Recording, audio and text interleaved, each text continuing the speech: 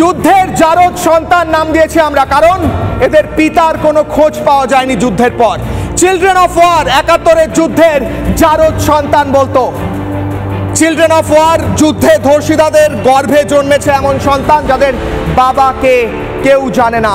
রাজাকারের বাচ্চা আজ যারা, আমি বলছি না, আমার ভাষা নয়, শেখ হাসিনার ভাষা, আমাকে কিচ্ছু বলবেন না স্যার, কারণ আমি তো আপনাদের নেতৃত্ব, আপনাদের দেশের যাদেরকে আপনারা তাড়িয়েছেন তাদের কথা বলছি।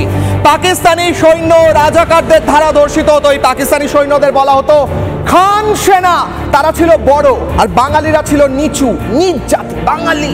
খান সেনা বড়। আজ বাঙালিদের পাকিস্তান প্রেম দেখে বলতে ইচ্ছে করে ছি। প্রায় 2 লক্ষ মহিলা গর্ভবতী হয়েছিলেন সেই সময়। 2 লক্ষ ধর্ষণের ফলে বাঙালি মহিলারা জন্ম দেয় একাধিক শিশুর যাদের বাবার কোনো ঠিক ছিল না, তাদের বলা হতো জারদ সন্তান। অনেকে আজ এই জারদ সন্তানদের মধ্যে অনেকে আজ পাকিস্তান প্রেম দেখাচ্ছে।